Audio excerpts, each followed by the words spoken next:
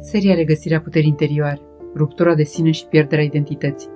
Episodul 4. Recalibrarea sinelui. Cum recapeți direcția interioară. Nu îți regăsești identitatea prin răsturnări de situații, nu prin decizii radicale, nu prin schimbări bruște, ci prin mici reașezări, mici adevăruri, mici vindecări. Este un proces de recalibrare, ca și cum ai ajusta lent busola interioară până când acul indică din nou nordul tău. Primul pas. Oprește zgomotul exterior.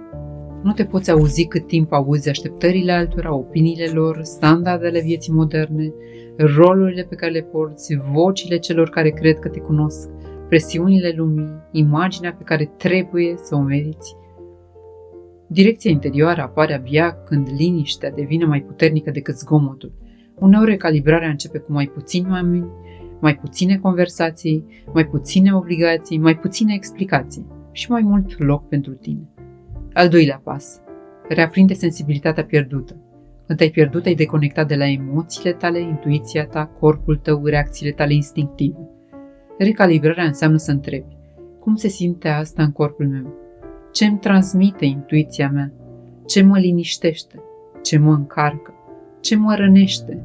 Ce îmi dă pace? Ce îmi dă energie? Nu te regăsești prin gândire, te regăsești prin simțire. Al treilea pas. Reînvățarea limitelor. Pierderea identității înseamnă că ai trăit prea mult fără limite. Recalibrarea înseamnă nu spus fără vină, nu pot spus fără rușine, nu vreau spus fără teamă. Asta nu e pentru mine, asta mă doare, asta nu mă reprezintă. Limitele nu sunt ziduri, sunt hartă, spun cine ești și cine nu ești. Al patrulea pas. Distinge între dorințele reale și cele de supraviețuire. Dorințele tale de acum sunt un amestec între dorințele adevărate ale sufletului și dorințele de protecție ale rănilor. Exemplu: nevoia de validare, rană; nevoia de liniște, suflet; nevoia de a demonstra, rană; nevoia de autenticitate, suflet; nevoia de cineva anume, rană; nevoia de iubire reală, suflet.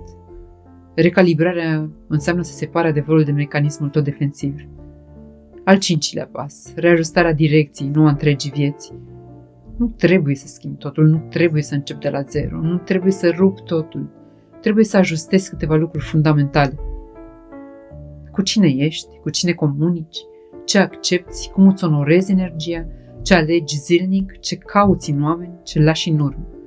Direcția interioară se recuperează prin pași mici, dar conștienți.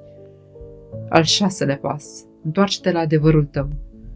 Întrebarea nu este cine sunt eu. Întrebarea reală este cine eram eu înainte să mă adaptez.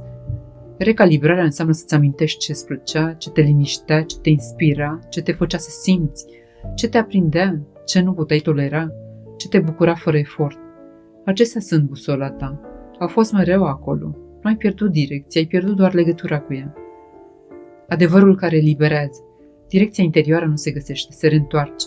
Sinele nu dispare, doar se acoperă cu frică, adaptare, compromisuri, supraviețuire, dezamăgiri, relații greșite. Dar sub toate acestea, ești încă tu. Recalibrarea este procesul prin care redai glasul părții din tine care nu a încetat niciodată să știe drum.